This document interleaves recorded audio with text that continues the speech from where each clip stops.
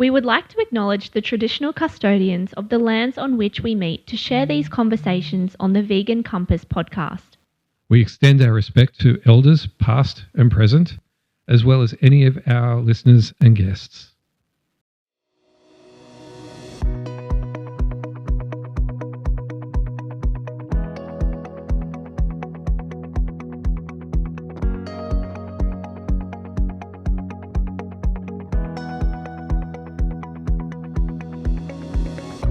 Hello and welcome to the Vegan Compass podcast, unveiling truths, inspiring change. We are your hosts, Rick Allport and Mackenzie Cross. From wherever you're listening, please be sure to like and subscribe to support this podcast. Now to the episode. Welcome back to the Vegan Compass podcast. We're so excited that you're here with us today, your co-hosts Rick Allport and Mackenzie Cross. And we're excited to start with a little bit of an announcement. So this is our final guest episode of season 1 of the podcast. Can't quite believe we're wrapping up season 1. It's been a huge first season. We've loved all of the feedback and support from everyone. So thank you for that. And stay tuned for season 2. Yep, absolutely. We're going to have a whole heap of wonderful guests coming up in season 2 that we already have lined up. But for today, I am really happy that we have, for our last episode of season 1, we have one of my favorite people in the world, Angie Stephenson from Funky Pies. So Angie, I'm going to start off with 2 questions. Who are you and what do you do? Hi, Rick. Hi, Mackenzie. Congratulations on your awesome podcast. I listen to it. I've listened to every episode, and it's such a joy to be able to drive around delivering pies, listening to you guys, listening about the issues that are going on in Australia and around the world, and your news feeds that you do. It's awesome. Okay, so me. Who am I? Who am I? And Angie Stephenson. I've been around the vegan movement for a while, so you may know me as Funky Pies as you introduced me. However, I have done a lot of activism in my life. I'm a vegan for animal rights, and that is why I created Funky Pies, to be able to feed people vegan food and open their minds to the fact that vegan food is delicious food, and more importantly, it is cruelty-free. And when I get the feedback from people eating pies and enjoying them, and knowing those people are not vegan, they don't particularly care about our movement, even though we do. However, I hear that they enjoy the food. I know that I have saved parts of an animal in that particular encounter, and that fills me with joy, and it's fun, and it's satisfying, and that's who I am right now. Well, I just absolutely love that, and I love everything that Funky Pies does. I remember when I first met you, which was about 15 years ago, and I think from memory you'd only just started. It was up in Brisbane. You'd come up for a festival, and there was like this huge car park, and all the food trucks were in this car park, and everybody was just jammed into this car park. I just went, I don't know what line I'm in. I'm just going to follow a line. And I followed a line to Funky Pies. And then I saw on your little flyer, it said your address, which is Glen Eyre Avenue. And for the first 4.5 years of my life, I lived in Glen Eyre Avenue. And I thought, this has got to be a sign. And I ate the pie and I went, this is the most amazing pie I have ever eaten in my life. So, of course, when I came back to Sydney, I had to do a beeline to Funky Pies so I could become a regular at Funky Pies. So I just love what you do. I love your food. It is amazing. I love all the work that you do and the support that you give everybody in all the movement. You're just amazing. But what I'm going to do now is we're going to do a time tunnel. We're going to take you back. We're going to go back to your pre-Funky Pies history. So you were, as you said, involved in animal rights. I had a little bit of a message from a mutual friend who told me some of the outlandish things that you did back in your activism days. Don't shake your head. All for the greater good, not too outlandish. Yeah. But tell us a bit more about your pre-Funky Pies days. Okay. Pre-Funky Pies. That's the most fun bit. So I became vegetarian at university. I don't know why. I do remember, and I repeat this as my origin story, that I saw on the news a live export ship catch fire, and the news story was the captain and the crew jumped ship and left all the animals to burn and drown. And I remember the thought in my head was, hang on a minute, if that is happening and I don't like that, then I need to do something about not being a part of that. And that's my first memory of that idea of transitioning to being vegetarian. So I did. And then I was veggie for a few years, and I went to live in the UK. And on the street corner of the UK, of London actually, and in Sydney, there's the street sellers of a magazine called The Big Issue. In The Big Issue that I used to buy was a one-page advertisement for a protest against an animal testing farm, as it was in England or in Oxfordshire, called the Shamrock Monkey Farm, or was testing on primates in a place called Shamrock, like a laboratory or something like that. So I went, okay, this is me, sounds like fun. What happens, they were very organised in London. It was about 1998, 99. So I jumped on a bus, like a big coach, and the coach was full of people. And every weekend I would get on this bus and we would go and protest out the front of the Shamrock Monkey Farm to try and get them to consider not testing on primates. And on those bus trips, people would talk about being vegan and, I guess, cows and baby cows. And I then thought, oh dear, that means I have to now be vegan. And, oh, they're crazy people though, aren't they? Like, but if they're telling me, you know, about the problems within the dairy industry and within the egg industry, then that is now something that I have to do.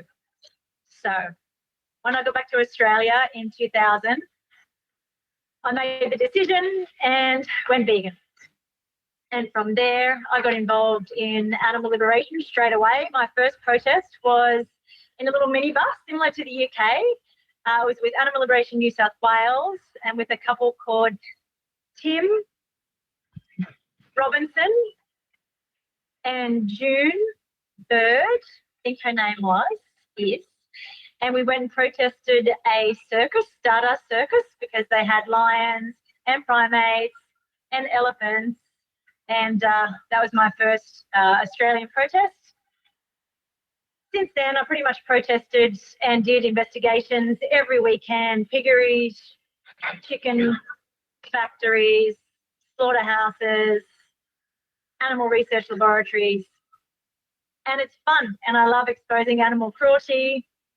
And I think that as long as we as an animal rights movement keep moving forward and trying to achieve things, and we've got an end goal that keeps us positive, it keeps us yearning, you know, to do more, to stay active, to stay positive, because it's a very, very tricky movement to be in. Certainly. Really interesting to hear about all of the activism you've done. You've definitely been on the front lines there. And you mentioned working with Animal Liberation New South Wales when you came back to Australia. While you were there, I believe you campaigned strongly to stop the slaughter of kangaroos. So can you tell us a little bit more about what you've done in that area? Oh, more fun stuff. Okay. So this is a campaign that's been run by every animal rights group, I feel, around the world. And so Mark Pearson, who was working for Animal Liberation New South Wales then, had the idea to bring the idea of our commercial killing of kangaroos to the rest of the world, the way that the Canadian seal clubbing was brought to the world to stop baby heart seal skins being sold and to stop that massacre. Because as you know, and as your listeners may or may not know, there's a similar thing happens in Australia where the animals are killed essentially invisibly because no one is monitoring it. The babies are killed in a very gross way. And it just aligns with the Canadian Seal Club issue. So Mark, put this to the Animal Liberation Board and said, let's take it on. So we did. We decided to approach it from the food safety angle as well as the animal cruelty angle. So with the food safety angle, we decided to inspect chillers around New South Wales.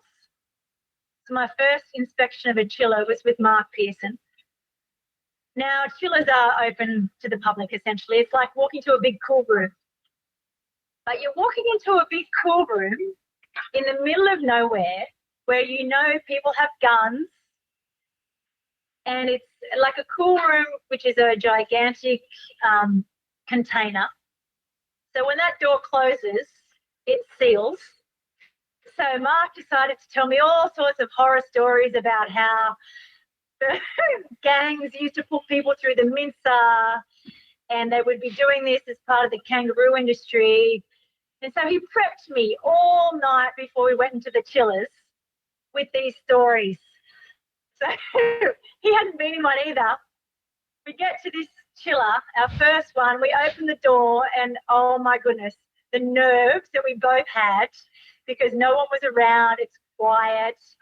And we decided that one of us had to stay near the door to prop it open and the other one would go inside and take swabs and photos and all the material we needed to gather the evidence that not only is the kangaroo killing industry cruel, but it is not food safe for humans as well.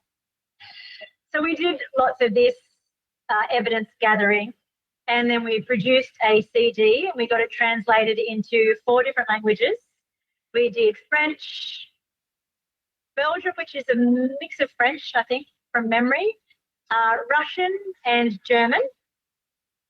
And we took this CD, which was audio and visual, over to those 4 countries.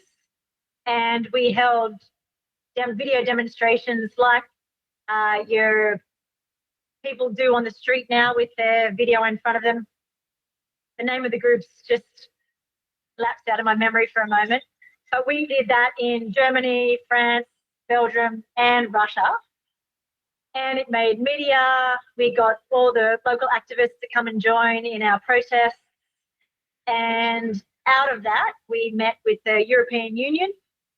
It's an animal welfare group within the European Union, and planted a seed to correlate the commercial killing of kangaroos with the Canadian Seal Club hunt. And as I have heard, that is still going, and I think there's serious progress being made with the European Union and the Parliament now, which is absolutely amazing. And I get some updates, and I know Rick is heavily involved with the kangaroos as well. And I love the fact that it's moving forward. It's awesome. Well, it's an amazing, symbiotic relationship. And basically the work that you and Mark did back then was the forerunner to what is actually happening now. Of course, we had Kangaroo Love-Hate Story that came out and was released in 2019, which was such a huge eye-opener. And then, of course, last year, for World Kangaroo Day, we had Indigenous members from Back to Country, and we also had Mick and Dennis from Kangaroos Alive go and present in 3 European parliaments. We've had so much great feedback from that, and there's been motions put to the parliaments to ban kangaroo meat and products. So thank you for the groundwork that you laid to make our jobs now, of course, I'm with Kangaroos Alive, it makes our jobs now so much easier to get through those doors, and people are finally listening. They're finally seeing that what's going on has to stop. So thank you so much for what you You're did. welcome. It's been awesome. Now, you recently went to Tanzania, and you said that you found there that people were recognizing Australia through kangaroos. So how were your interactions with people over there in Tanzania? Did they talk about other things? Were you able to talk about veganism or give them funky pies?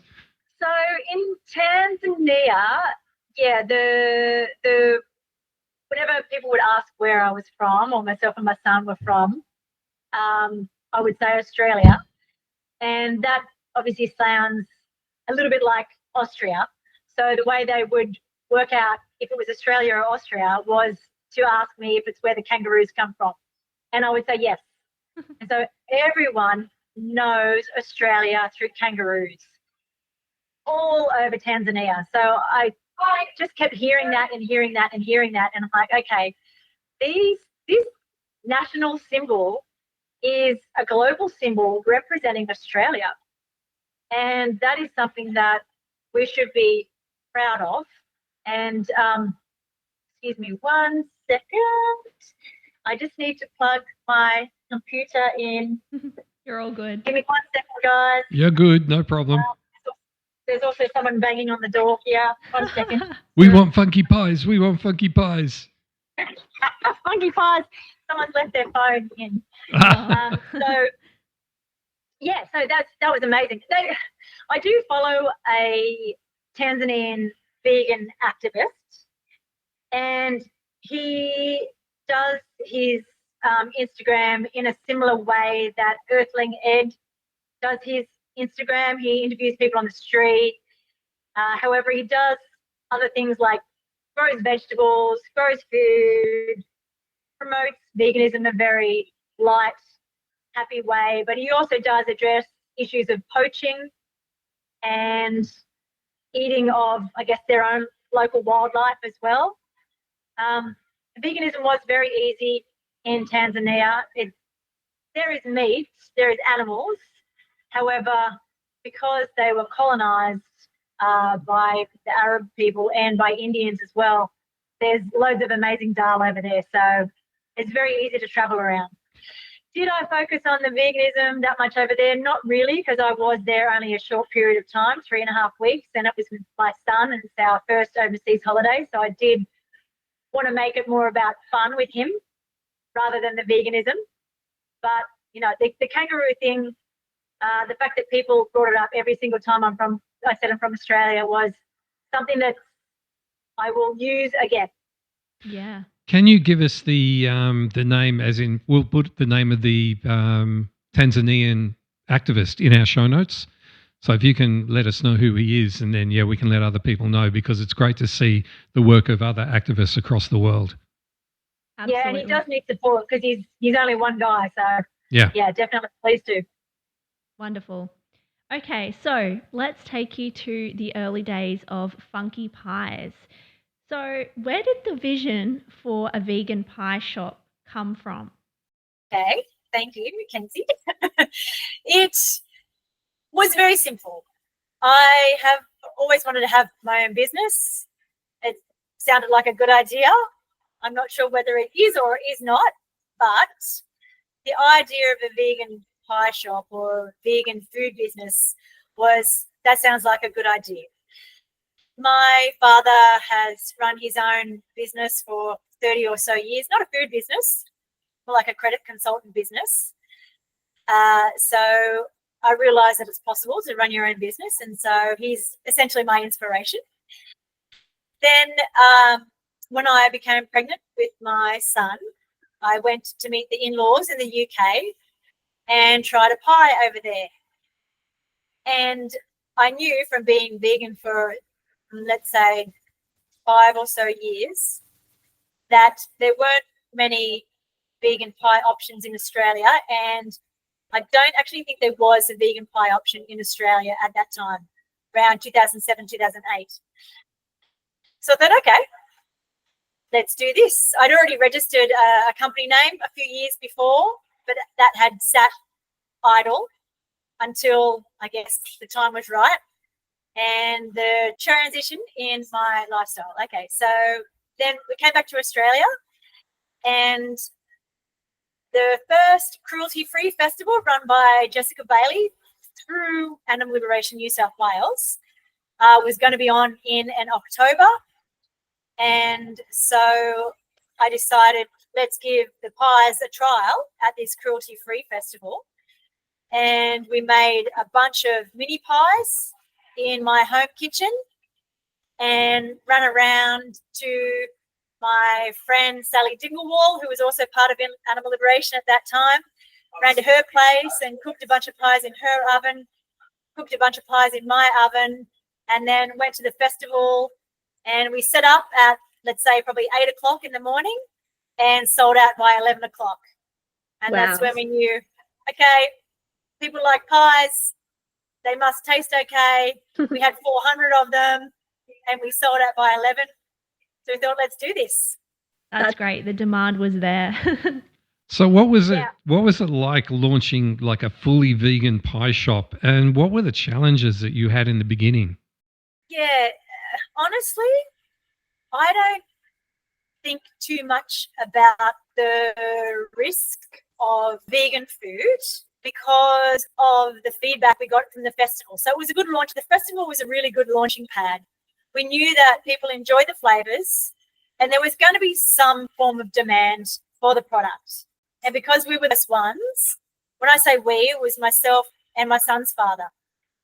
He was helped me get the business started, and my family and my friends and my Animal Liberation crew. That's who I mean by we. You know, everyone's a part of this. Everyone in the vegan movement is a big vegan family. It doesn't matter who you are or what you eat in terms of what vegan food you eat. So the risk is obviously going to be a financial one. However, I did do part of my master's in accounting. I haven't finished it. I was short by 4 subjects because life took over. But I put a business case together to the bank because I needed money. So I borrowed a lot of money from the bank. I borrowed a lot of money from finance companies to finance the equipment. I had saved a lot of money. I had a property that I had invested in with an old friend. I sold that. So basically I got all my financial resources together and thought, let's just give it a shot, because I had put enough of a business case together to pay the rent, pay the wages, and the idea was I was going to continue working within animal rights and the business would function as a standalone vegan cafe, I guess you would say. It didn't quite work like that. Myself and my son's father, we separated, and then I just managed the business from there on in and didn't really have time for anything else. So I was full-time with Funky Pies. And along with my family and my staff are a massive support network. And yes, they are paid, but, you know, staff on a small business take on a lot of the lifestyle of that business as well. So they are really pillars of the business. It's not just me doing all this, it's my staff and my family who I call up and cry on the phone to. Oh my God, this has happened. This person hasn't paid me. Oh my God, this has happened. And, you know, there's a lot of people involved in running a small business, but that's basically how it started. Challenges, well, it's a small hospitality business. So your challenges are always going to be holding on to good people. I was really lucky when I started. I had my good friend, Andrea, who's an animal rights person. Her partner, Fraser, was my manager for around 8 years. And he is a legend for hanging on for 8 years, putting up with the ups and downs, all the very tricky, I guess, financial parts of a small business that come with starting it. Like, I didn't basically get over my hump, which should have, with my financial hump where I started making money, until about 5 years in. So for the first 5 years, I was basically dragging my ass through all my money that I had and then breaking even for a little while. And then after about 5 years, I started making money and I could actually breathe. So the challenges of running a vegan business are that you need cash reserves because you're competing within a meat-based society.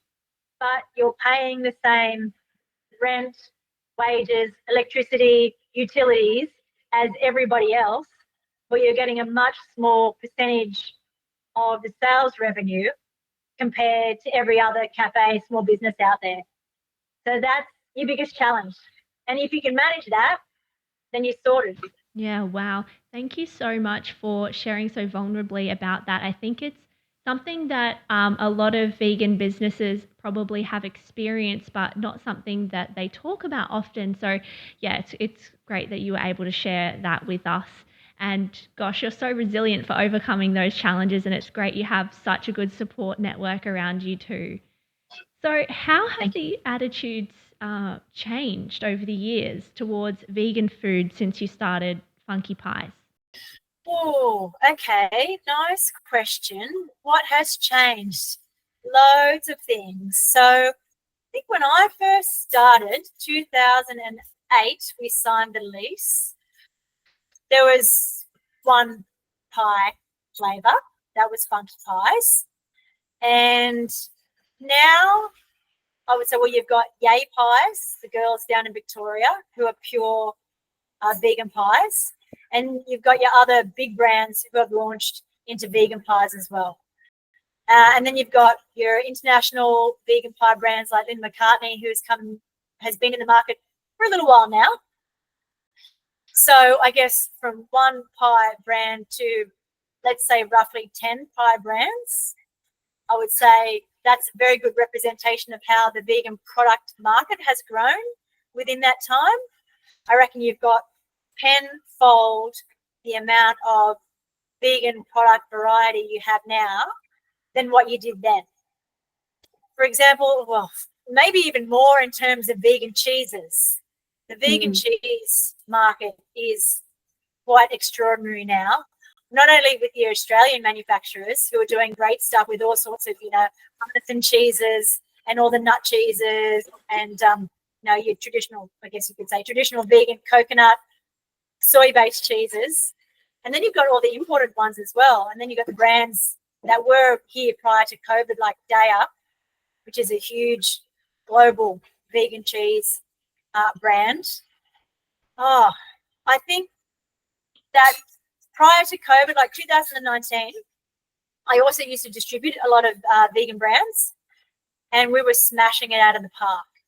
COVID did cause a disruption in all sorts of supply chains around the world, but perhaps none so much more than the vegan product market, because in 2019, Beyond Meat was being distributed in Australia in a huge way. And then I think it was Impossible was just starting to come into Australia as well. And Gardein and Tofurky and Tofuti and all those brands were just starting to make their way onto the supermarket shelves. So the supermarkets and existing manufacturers wanted a part of the vegan product market. So around 2019, the supermarkets were flooded with shitty vegan product brands, which really gave us a bad name because they were whipped up fast and they weren't made using love and care for the actual food and nutrition that went into them. Then COVID happened, and I also think then the animal agriculture movement in Australia decided to create anti-vegan product marketing campaigns. And then a lot of people thought that we were chopping down the Amazon to eat all the soy that we could eat, which is ridiculous. We all know that, unfortunately, marketing is a very good ploy to discredit our movement and the food that we eat. So since 2019, we really saw a drop in the vegan food product range in Australia because of, one, COVID, and because of the anti-vegan propaganda, I guess you'd call it. So I think we hit rock bottom, I reckon, around 2021, 2022. Since then, I think we've got slow growth of good quality vegan products who have been able to sustain that up and down sketchy start. And the ones that have not been very good, that consumers haven't returned for, have gone by the wayside. And there has also been a lot of consolidation with big vegan brands. And I read in the Australian Financial Review just on the weekend that the man who started the Burger King chain, what's his name? I can't remember now. He is behind the V2 brand in Australia. So the Hungry Jack's chain is in Australia. We've got Burger King chain in Australia has the V2 patty as their vegan burger. And he has positive things to say for, we're going to call it plant-based products now. He thinks that it will continue to grow. And if someone like that, Jack Cowan, that's his name, if someone like that thinks that the vegan product market will continue to gain traction, then I think it will, because it's not just because anecdotally he says that. It's because he has skin in the game.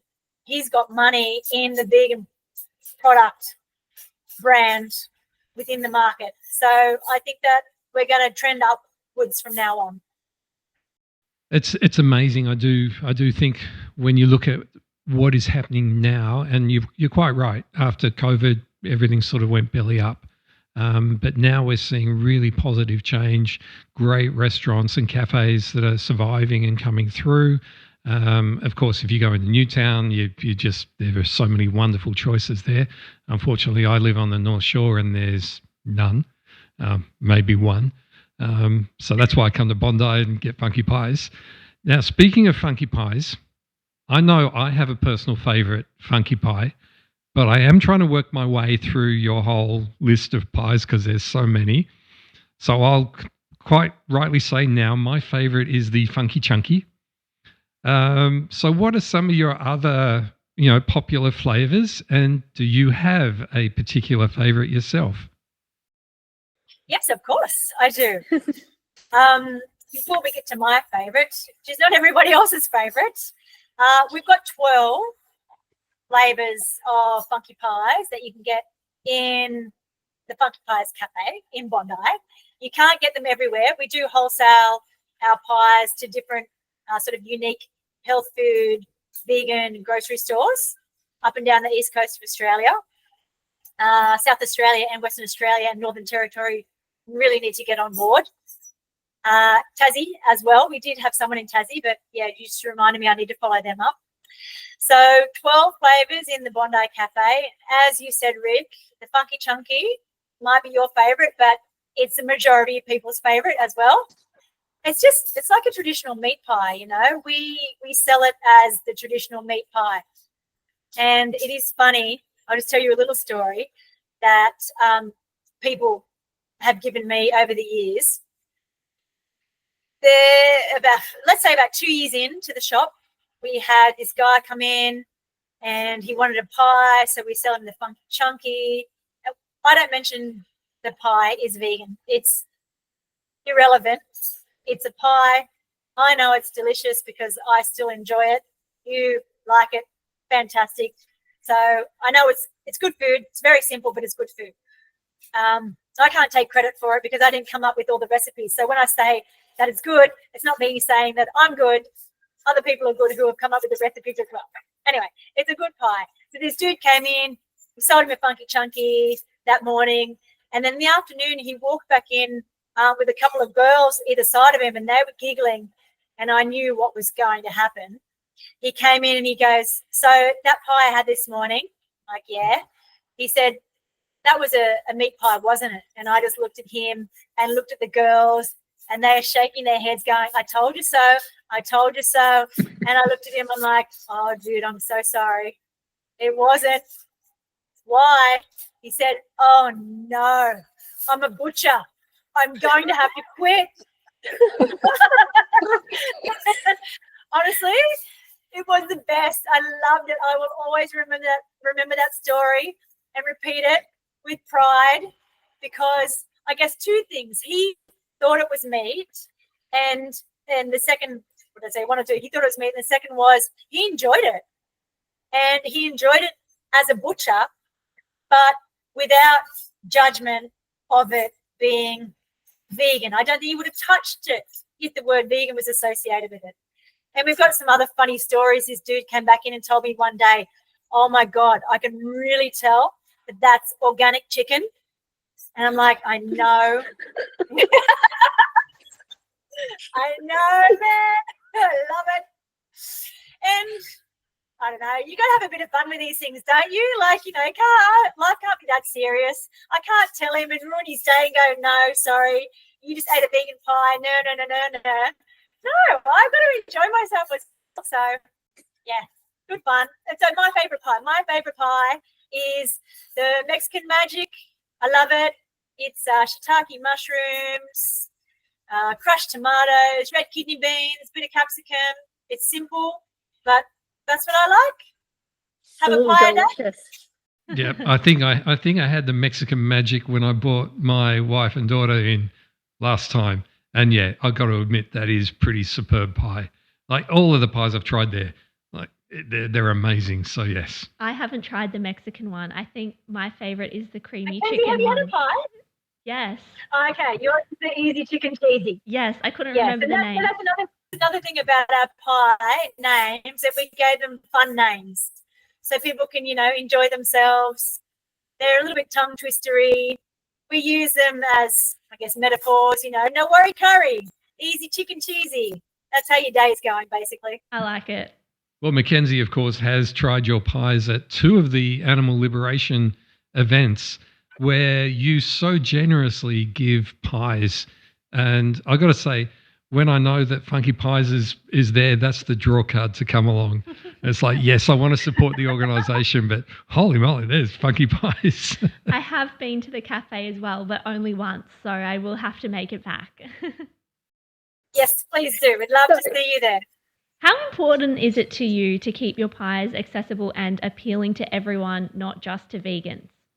I think that as a vegan product manufacturer, you have to have the others at the forefront of your mind, because as we discussed earlier, the vegan consumer is a very small percentage of the rest of the consumer.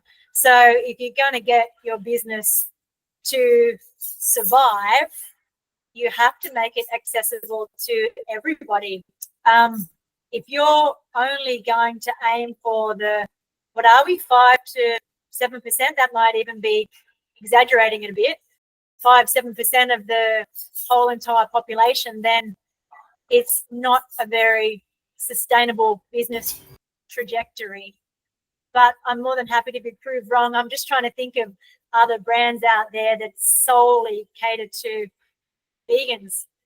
However, I think that, look, people might do that. Vegan product brands might do that, but it's great to be able to get the vegan food out there and tried by non-vegans, because as an animal activist, you want to reduce the suffering through every single bite, every single meal. So you want to make your food available to those meat eaters just to reduce animal suffering.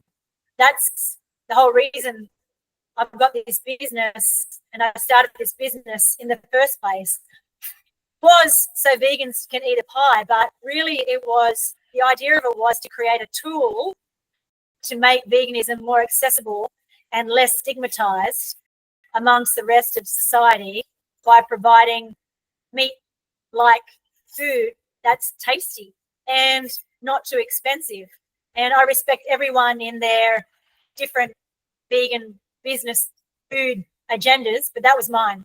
So yeah, that's where I come from. Now, you've covered a lot of the biggest challenges that you've faced as running a vegan business. So what advice would you give to other aspiring vegan business owners, not just in the food area, but any vegan business? I think that it's probably similar advice that most small business owners would give to other small business entrepreneurs, have cash reserves. Make sure you've got a good business case. Make sure your operating capital is there because you will need it.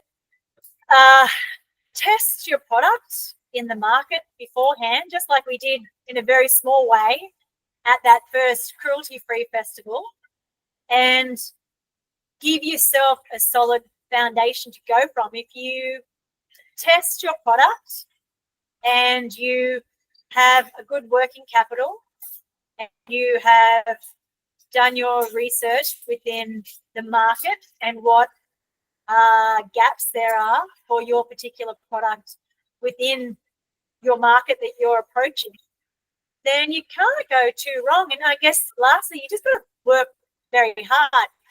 People used to approach me in the early days of the business, and back in 2008, 2009, the catchphrase was work smarter, not harder. And I'd be told to work smarter, not harder a lot. I still haven't worked out how to do that, because within the hospitality movement, and I feel like it's probably within small business owning or business owning movement, you have to work hard if you are going to achieve the outcome, which is a sustainable business. Yeah, sure, I could also consider expanding the business and creating more funky pies. However, I'm also a single parent. So for me personally, I consider my child and my ability to give him a mother while he's still a child, even though he's a teenager now, a bit gross, but that's okay. So people have different end goals with regards to starting a business. So if you have your clear end goals, you got your working capital, you tested your market, yeah, go for it, launch it. What have you got to lose? Like, the worst thing you've got to lose is money. And at the end of the day, what is money? Go back out there and get another job and earn more money. And you either success, or your idea was a success or it wasn't. And there are lots of reasons why it might not be a success, or it might be a success. There's luck. There's also luck in everything as well. I think things really change when you can change your mindset from thinking about failing to learning. There's so much to learn rather than seeing it as a failure, which is good. So you've had some interesting celebrity encounters at Funky Pies, including Kourtney Kardashian Barker, Travis Barker, and Elle Macpherson. So how did they react to your pies? That's a funny question, but just let me first say, I know that you have your own small business as well, Mackenzie, so you know exactly where I'm coming from. Yeah, so congratulations on launching that as well. It's scary, but yeah, good on you. You've done very well. Thank you. Yeah, you're welcome. So the celebrities, Kourtney Kardashian, that was very funny. We had Travis Barker is very obvious in terms of his look. He has tattoos head to toe, and his wife is obviously Kourtney Kardashian. But I wasn't actually in the cafe the day they came to visit. One of my staffers was here, and she served them both.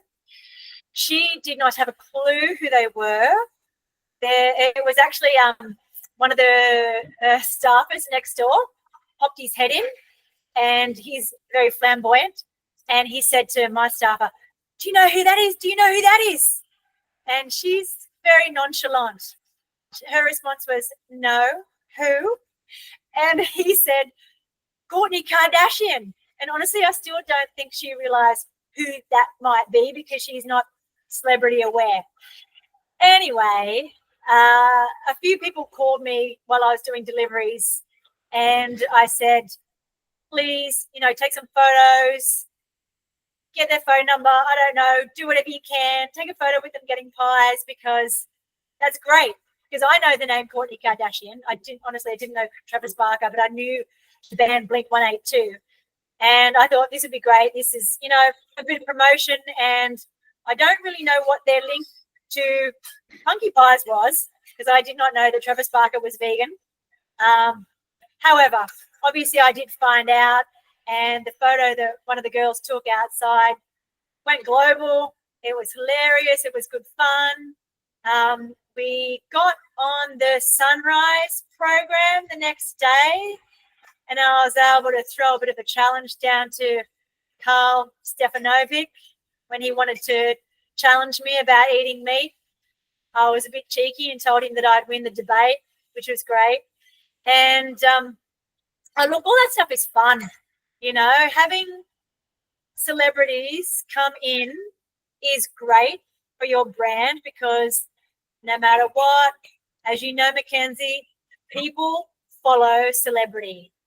People, you know, respect it, like it, think that if they do what the celebrities do, that they then will become a little bit of a celebrity themselves, or that, you know, celebrity stardom will rub off on them. So having a celebrity associated with your brand is really powerful. So a couple of weeks after the Kardashian Barkers came in, I was walking home from work, and my next door neighbours just walked alongside me, and they said, "You know who we saw in your cafe the other day?" And I'm thinking to myself, well, Kourtney Kardashian. And they said, Elle Macpherson. And I was thinking, no, really? And so I went into work the next day, and I showed the photo of who Elle Macpherson was to my crew who was on that day. And they said, oh, yeah, we saw her. And we saw her husband as well. He's really good looking. And they didn't really care that much about Elle Macpherson. I really enjoyed the look of her husband, which was cool. So Elle Macpherson was here.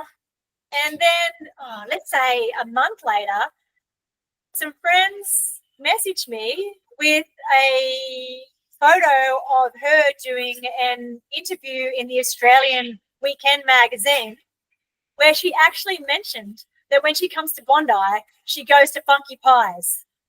Wow. Seriously, it was great. It's fun. Like, I loved it. I tried to send her a message and say thank you, like as a bit of a fangirl, but she wasn't accepting messages. So, you know, it was great. It's fun.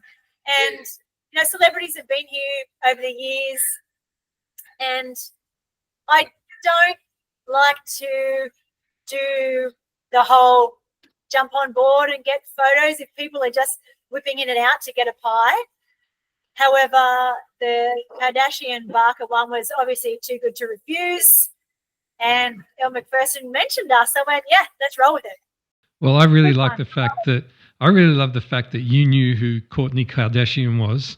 I didn't know that Travis Barker was married to Kourtney Kardashian until I saw that he was there with Kourtney Kardashian. It's like, oh wow, I didn't know that about Travis Barker. So, yeah, it's funny where different people come from. So we're coming up to wrapping up the interview. Where can people find Funky Pies, apart from the great, fantastic Bondi Cafe, which is one of the coolest little cafes ever? Where can they find them to buy them in supermarkets or other grocery stores? Okay, here's how where I do a dirty little plug.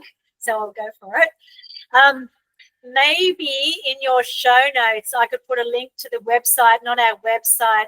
I have listed the stockist now. In saying that, my to-do list says that I do need to update that list.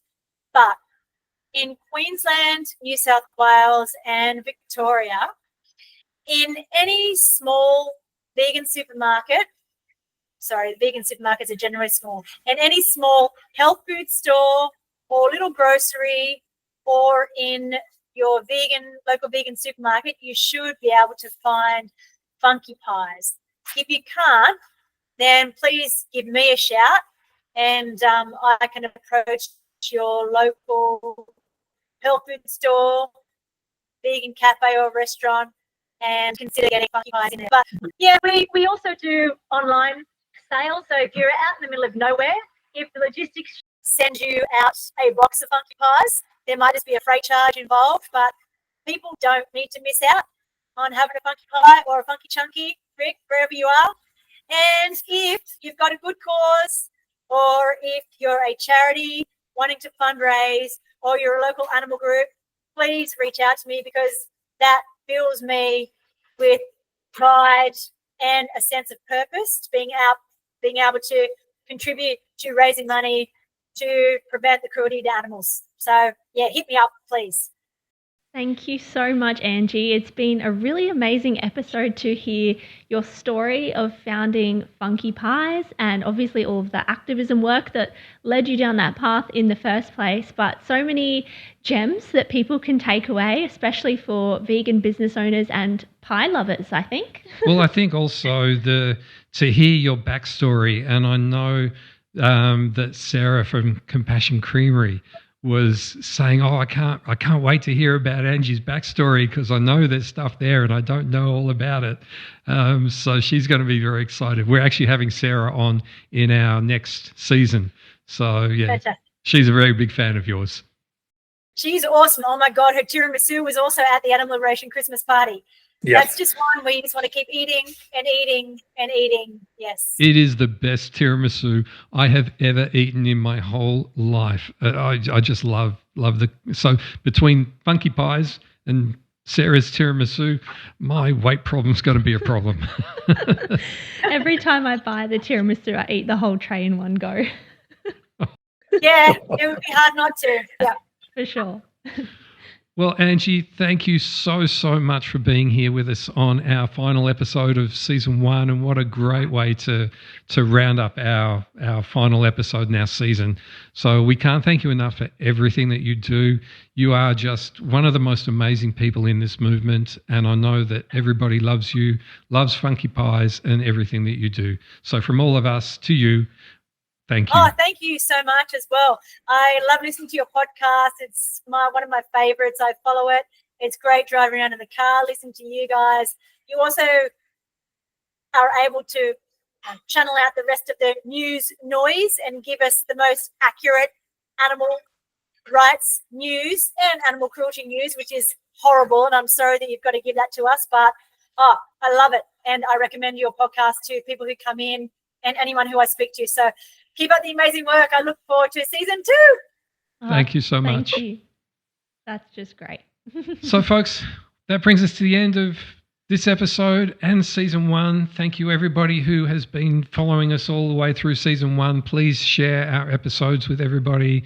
Like us on social media, like us on YouTube, and all that sort of stuff. I'd love to thank my wonderful co-host, Mackenzie Cross, not Mackenzie Sevens anymore, Mackenzie Cross, because it's just been an absolute pleasure doing this with you. I couldn't think of anybody better to do a podcast with. Oh, thank you, Rick. Yeah, I feel the same. We have a lot in common and a lot not in common too. Yeah, our ages are nothing in common. So, we have the young activist and we have the not so young activist.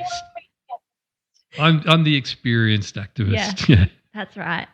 But I think it's a great example that we all have something in common in this movement. We all have the animals at the forefront. And yeah, I think that's really what this podcast brings out, and hopefully, it makes people feel warm and fuzzy and positive that there's great things happening for animals. So thank you very much. We're signing off. Thank you, Angie. Love you heaps. And I'll see you maybe next Monday.